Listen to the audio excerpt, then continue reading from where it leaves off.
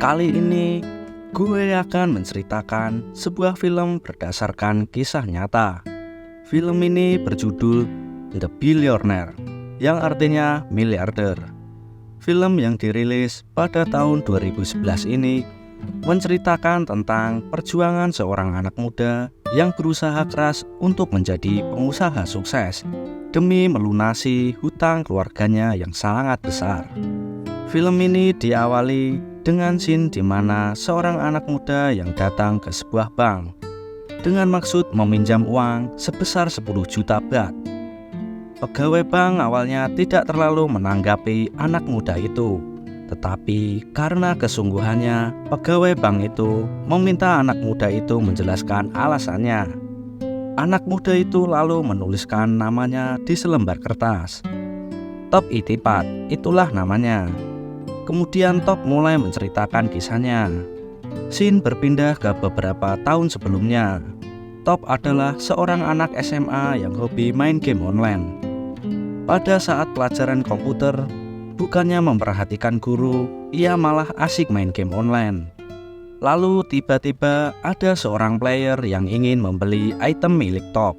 Ia berani membayar mahal item itu dan meminta nomor rekening Top untuk ditransfer.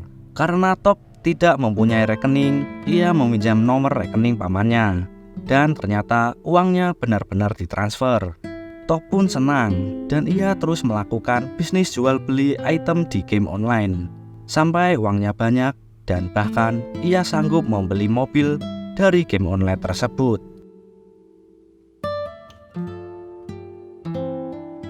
Di sekolah, banyak wanita memperhatikan Top. Tetapi hanya ada satu wanita yang Top suka.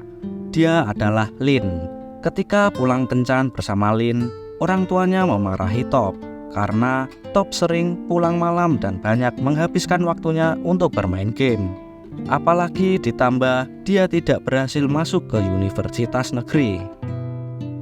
Suatu ketika dia membuka game online-nya dan ternyata akunnya di-ban dikarenakan menyalahgunakan untuk kepentingan komersil. Ia berpikir mencari cara untuk mendapatkan uang lagi. Kemudian Top membeli beberapa DVD bajakan untuk dijual kembali.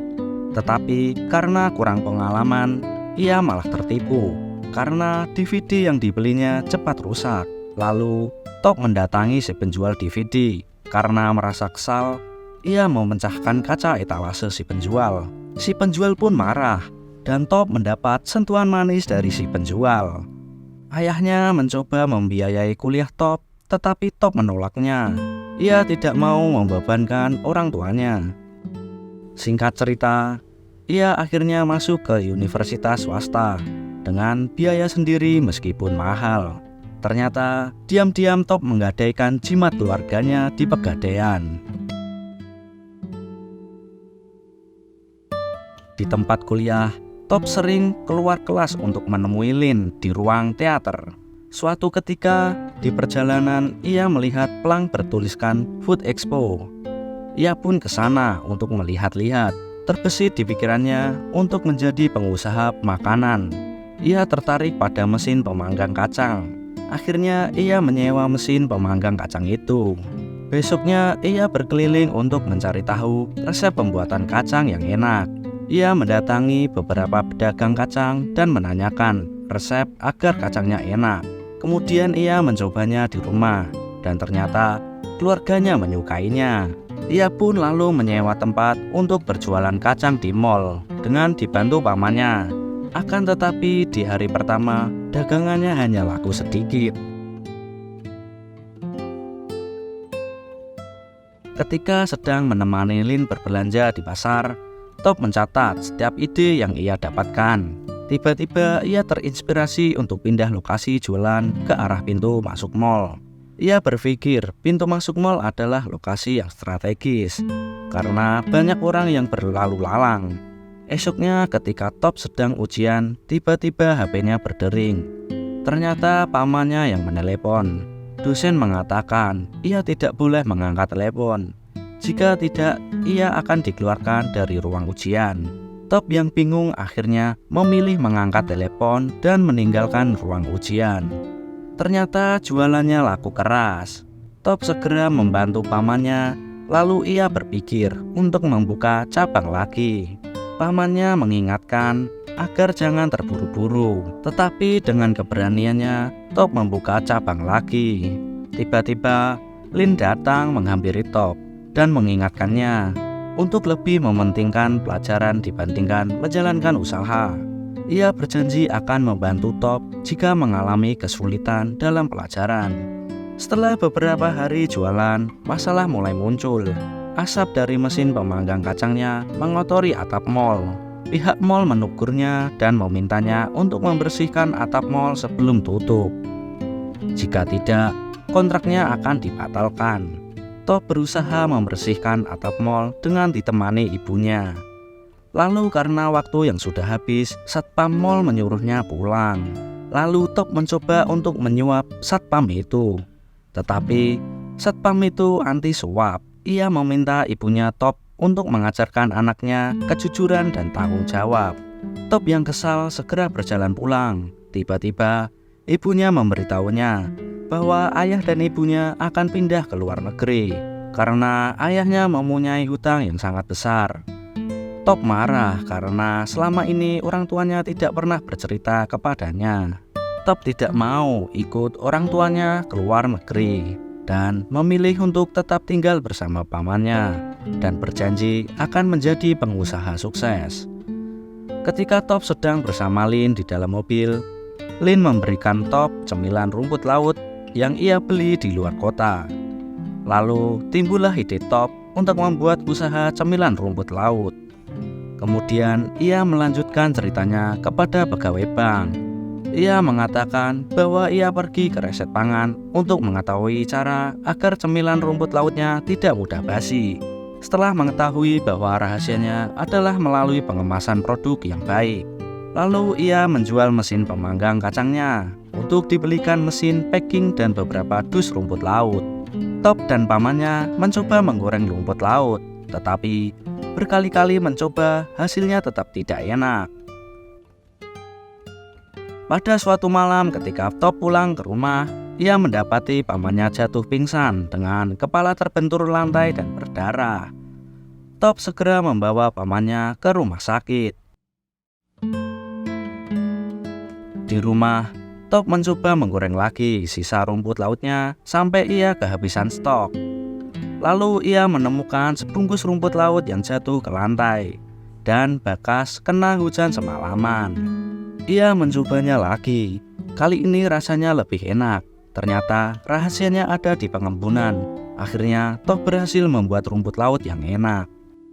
Singkat cerita, setelah pamannya sembuh, Top dan pamannya kembali berjualan hingga hasilnya laku keras. Ia berpikir ia bisa mendapatkan penghasilan 1 juta baht per tahun. Kemudian Top mendapatkan telepon dari orang tuanya yang mengucapkan selamat ulang tahun kepada Top. Di tengah-tengah obrolan, Top menanyakan besar hutang ayahnya. Dan ternyata ayahnya hutang sebesar 40 juta baht. Pada suatu malam ketika ia membeli baterai Walkman, tiba-tiba ia mendapat inspirasi dari rekaman penjelasan dosen yang direkamnya. Ia akan mendistribusikan cemilan rumput lautnya di swalayan 7-Eleven. Kemudian ia menelepon kantor pemasaran dan menanyakan cara agar produknya dapat dipasarkan di sana. Esoknya ia membuat janji untuk bertemu Ibu Puh. Akan tetapi, Ibu Puh mengatakan bahwa produk Top masih belum layak karena kemasannya yang kurang menarik dan harganya yang mahal. Lalu Top pun meminta orang untuk mendesain kemasan rumput lautnya agar lebih menarik. Setelah itu, Top mencoba lagi untuk bertemu Ibu Puh. Tetapi kali ini Ibu Puh kelihatan pura-pura sibuk dan tidak mau menemui Top. Akhirnya setelah 6 jam menunggu, Top menyerah dan ia pulang. Produknya ia berikan kepada petugas lift.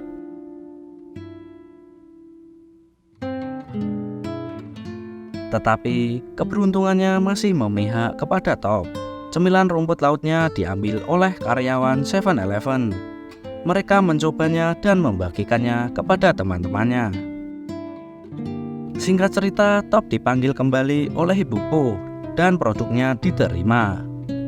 Kemudian Ibu Puh menjelaskan bahwa ada beberapa persyaratan untuk harus dipenuhi. Di antaranya, Top harus memiliki pabrik sendiri dan ia harus dapat memproduksi sebanyak 72.000 kemasan untuk dikirim ke lebih dari 6.000 cabang 7-Eleven. Jadi itulah alasan Top untuk meminjam uang kepada pegawai bank di scene awal tadi. Tetapi karena umur Top yang masih 19 tahun ditambah hutang keluarganya yang besar, pihak bank tetap tidak bisa meminjamkannya. Lalu Top menjual mobilnya dan ia dengan dibantu pamannya merenovasi gudang kecil milik ayahnya untuk dijadikan pabrik.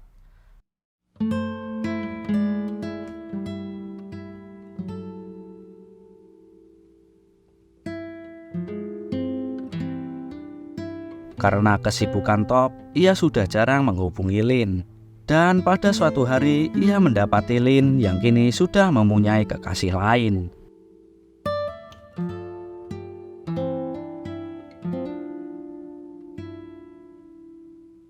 Singkat cerita, akhirnya Top berhasil mendirikan pabrik kecilnya. Kemudian Ibu Puh dan petugas pemeriksa kelayakan pabrik datang dan mensurvei pabrik Top. Walaupun ada beberapa hal yang harus diperbaiki, Top berhasil meyakinkan Ibu Puh dan berjanji akan memperbaikinya. Pamannya menyuruh Top untuk menyogok petugas itu. Tetapi kini Top sudah berubah dan ia tidak mau lagi menyogok orang. Beberapa hari kemudian, hasil survei pun tiba, dikirim melalui fax. Ternyata Top berhasil diterima dan disetujui. Singkat cerita, di pagi hari, Top dibangunkan pamannya untuk mengirim produknya. Sebelum pergi, Top mengucapkan terima kasih banyak kepada pamannya yang selama ini telah membantunya. Kemudian ia pun segera berangkat. Sesampainya di sana ternyata ia terlambat 1 jam. Lalu ia memohon dengan sungguh-sungguh kepada petugas di sana. Dan akhirnya petugas itu memberi izin untuk sekali ini saja. Top pun mengucapkan terima kasih dan segera menyuruh sopir truk memasukkan produknya ke gudang pengiriman. Kemudian Top menelepon ayahnya dan mengatakan bahwa ayah dan ibunya kini sudah bisa pulang. 2 tahun setelah kerjasama dengan 7-Eleven, Top bisa melunasi hutang ayahnya 40 juta baht dan bisa kembali menempati rumah bersama orang tuanya. Sekarang Top pun sudah tidak kesulitan lagi jika hendak mengajukan pinjaman ke bank. Saat ini Top memiliki 2.500 karyawan, mengirim produknya ke 6.000 cabang 7-Eleven, mengekspor cemilan rumput lautnya ke 27 negara di dunia. Top telah memiliki perkebunan rumput laut di Korea Selatan. Pendapatannya sebesar 1.500 juta baht per tahun, atau sekitar 450 miliar rupiah. Ada pepatah dari Top, jangan patah semangat walau apapun yang terjadi. Jika kita menyerah, maka habislah sudah. Dan film pun berakhir. Sekian cerita hari ini. Gue Gandhi, saudara Afuk, pamit undur diri.